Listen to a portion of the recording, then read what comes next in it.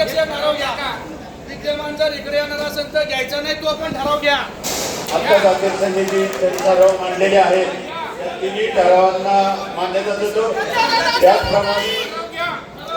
त्याचप्रमाणे विद्यमान आमदार भारतीय जनता पार्टीमध्ये जर त्यांनी पक्ष प्रवेश केला, पक्षाच्या तिकिटावर जर ते उभे राहिले तर कार्यकर्त्यांचा त्याला विरोध आहे. हा सुद्धा ठराव या ठिकाणी सर्वसंमतीने मंजूर करण्यात आला.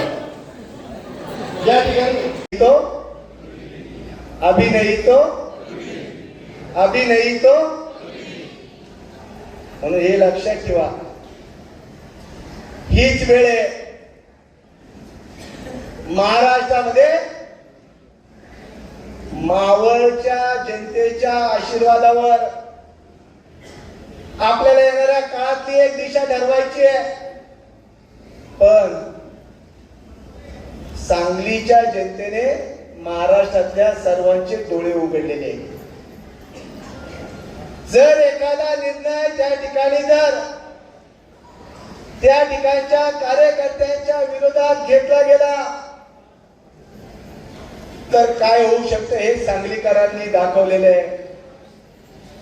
म्हणून महायुतीमध्ये मावळच्या जागेचा आणि मावळ हा भारतीय जनता पक्षाचा कालही बालेकिल्ला होता, आजही बालेकिल्ला आहे आणि उद्या देखील मावळमध्ये भाजपचा बालेकिल्ला असणार आहे. ज्यांनी भारतीय जनता पक्षाच्या पाठीमध्ये खंजीर खुपसला ते महाशय म्हटले, मला जर निमंत्रण मिळालं तर मी देखील जाईल.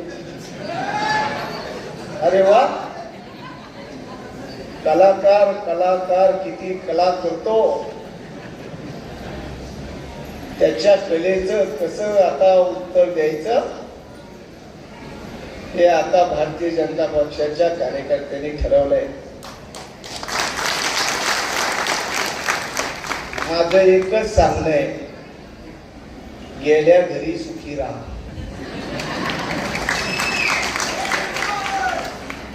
काय सांगितलं? भाजपचे दरवाजे कायमस्वरूपी